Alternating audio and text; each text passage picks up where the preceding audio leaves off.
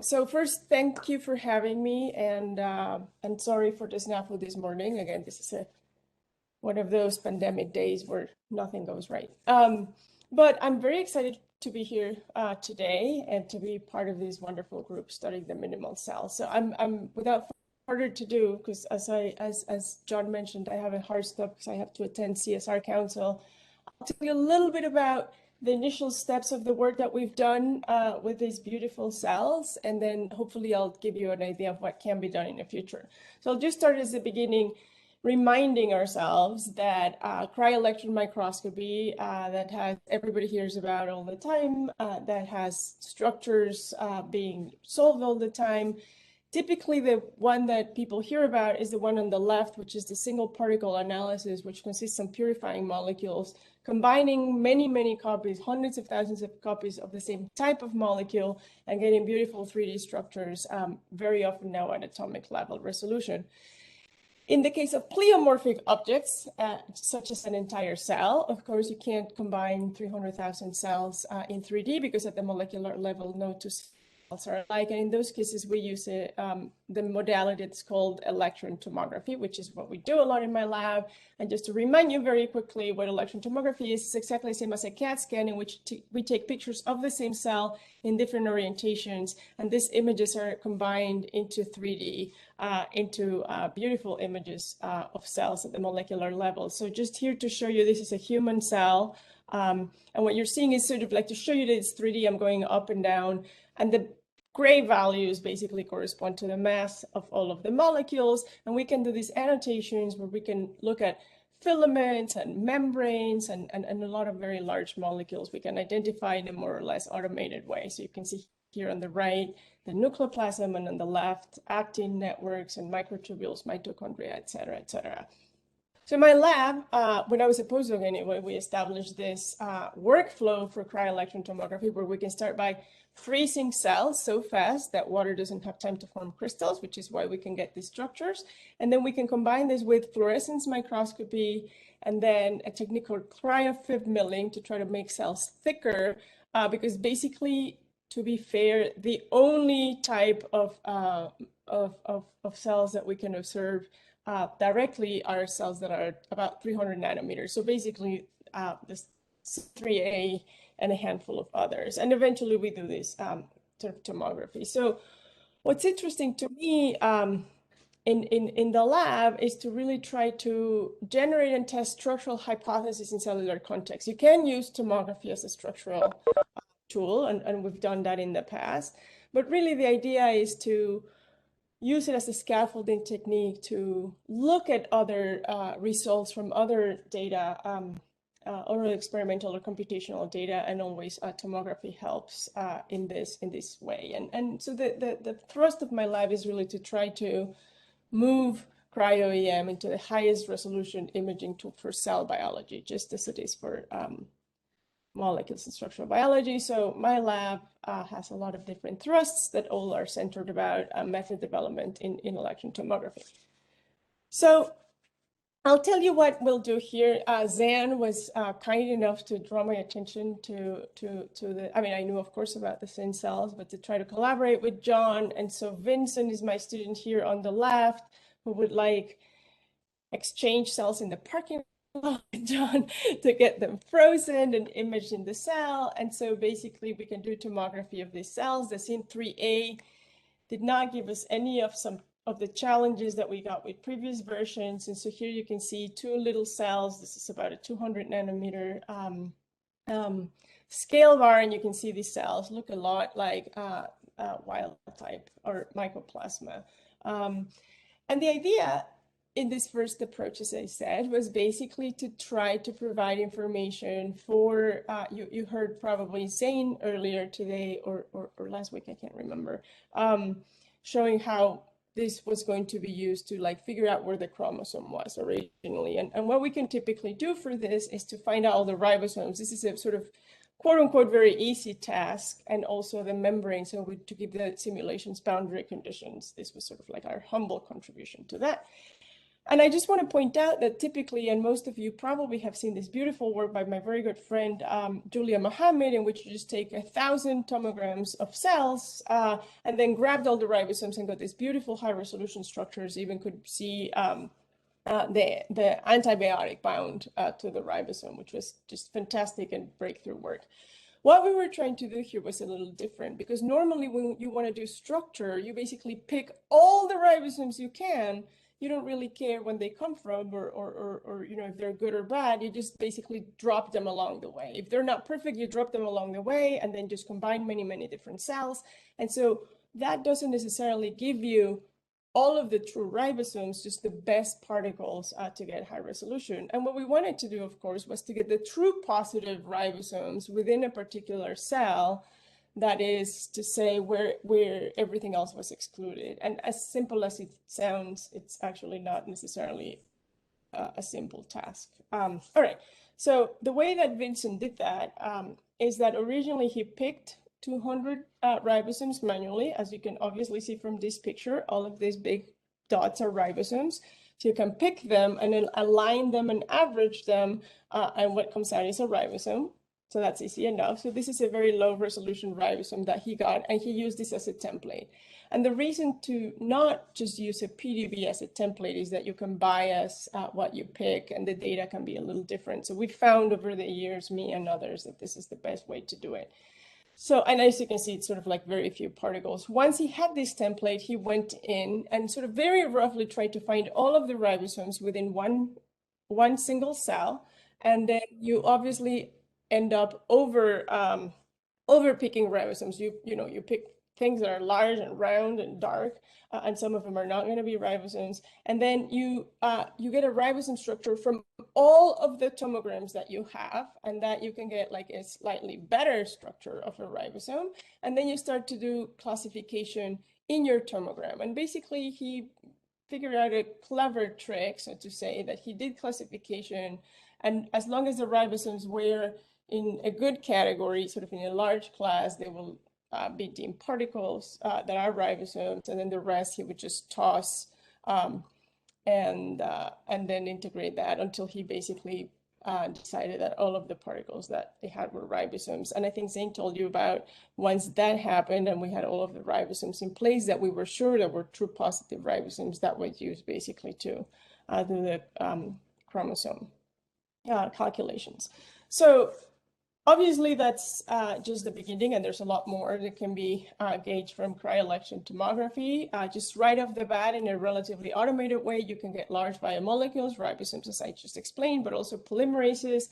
Hopefully over here in the bottom left, I don't know if you can see my cursor, you can see like a little filament that's sort of like trailing the membrane. These are sort of like very sort of straightforward and visible things to do.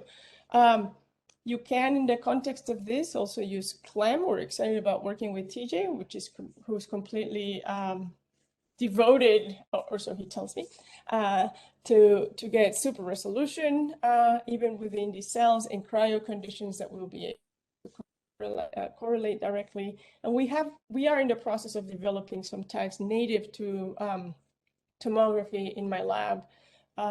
For the syn cells, we're not entirely sure how we would be able to put them inside, but at least, there's a lot of interesting things, as people have noted out, in the capsule and membrane proteins and things like that, that we would definitely be able to locate with tagging methods for tomography.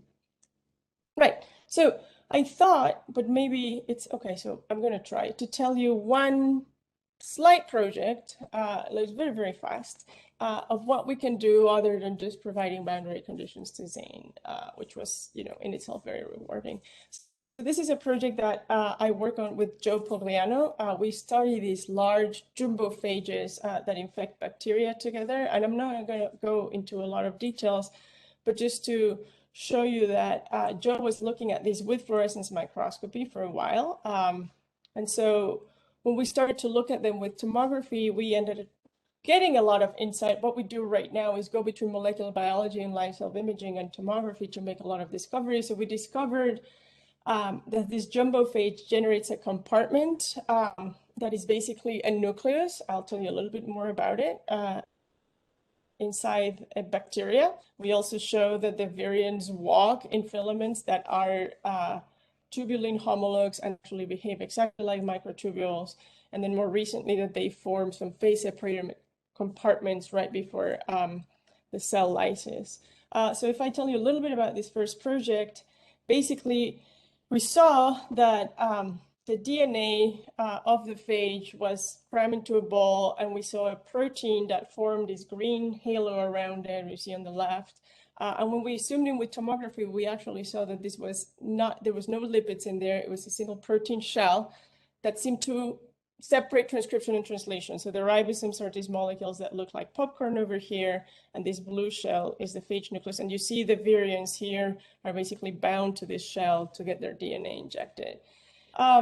With fluorescence microscopy, we actually confirmed this by fluorescently expressing proteins in the host cell. So you can see here that proteins that are meant to be in the normal nucleus, like REC-A, polymerase, and topo, were in fact, after infection, absorbed into this nucleus or transported into this nucleus, whereas ribosomal proteins or any metabolic proteins that we tested are excluded from the nucleus. So that was very exciting. The entire structure of this nucleus rotates around, which makes no sense, in the sense of it's a viscous medium and you have this very large structure rotating, but this is a story for another day. But what I want to show you is that you have to imagine this is a compartment that starts engulfing a single genome. It actually evolved as an anti-CRISPR defense, so it protects the genome from nucleases from the host cell, and it has to grow about 10 times its size without losing its seal, right? Without allowing all of these host defenses in, and yet it has to export RNA and import protein. So it really works exactly as a nucleus. And you can see it over here. You see in this pink box, it's a single layer of protein. It's a 70 kilodalton protein. And in the yellow one, you see a top view of it. So it's sort of like a meshwork. Again, this is a virus over here that it's injecting its DNA, and you see it's already gone into this sphere that contains a single genome, and it grows, as I said, about 20 times its size. Fantastic postdoc in my lab, Tom has shown that it's formed of tetramers. Again, this is a 70 kilodalton protein. It's formed of tetramers that form this thing. In between the tetramers, there are probably to no one's surprise now, low complexity domains. That basically form like a glue between them and possibly also a channel. Oh, sorry, and I'm not, and we actually have now high resolution structures of these that tell us a lot about the assembly. But since this is recorded, my postdoc and my collaborator didn't allow me to show it to you. But anyway, this is one project in which, as you can see, we can really use it as a discovery tool, but also then as a structure or mechanistic tool in cell biology. And we hope we'll be able to get ideas from you and suggestions on how to do fun things like that in syn3A. So with that, I'm sorry I'm going so fast. All of the work that I described for syn3A was done by Vincent, and these are our wonderful collaborators in the projects that I showed you today. And I thank you very much for your attention. Thank you, Elizabeth. I know you have to run. I have maybe 4 minutes. I can still make it to the other one on time. Okay. Questions?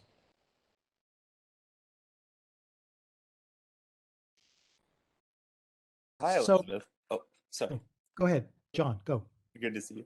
So I was just going to say, one interesting thing that I think would be interesting for this crowd is to ask, what were the challenges that you faced with the previous iterations that you didn't face with syn3A? You mentioned that briefly earlier, that when you collected syn3A tomograms, it wasn't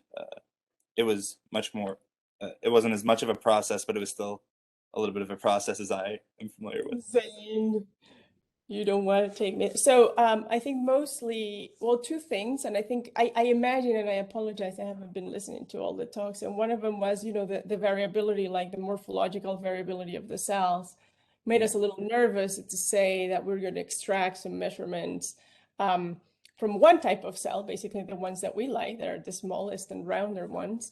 Whereas, whether we weren't sure that if people were making experiments on the others, the bulk properties will probably not be reflected by tomography, which at the end of the day is a sort of low throughput technique.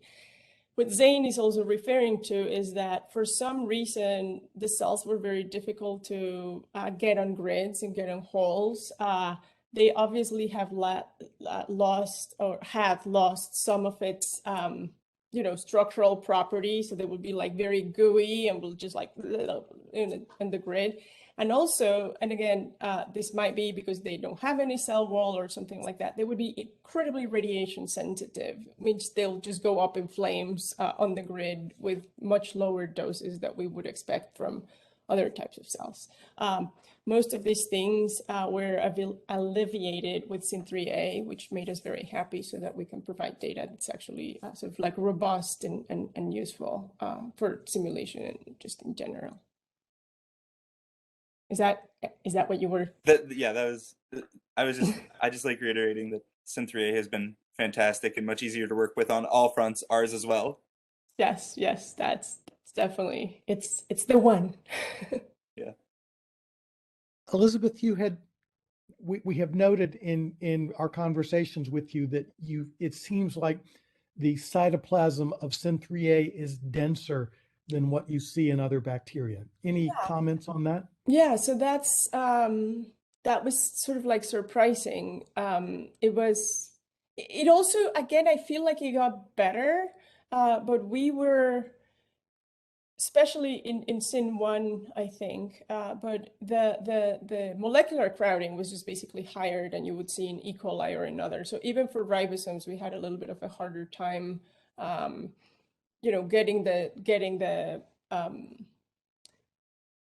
picking and this. I mean, it sounds trivial what Vincent did, but it took a long time just to make sure that a ribosome was a ribosome, right? Not just to say, oh, I'm just going to drop it if I'm not sure, because all I want is high resolution. So definitely, and we need to make more measurements. But yes, we thought that the cytoplasm of syn3A cells was denser, and I don't know if that's because you have like a minimal genome and therefore you have to pack it in the smallest place or something. I haven't had a chance to ask Julia to send me her mycoplasma data to compare directly, because that would be like a nice control. But yes, that appears to be the case. And I wonder if other people will find it when they're measuring diffusion or similar things.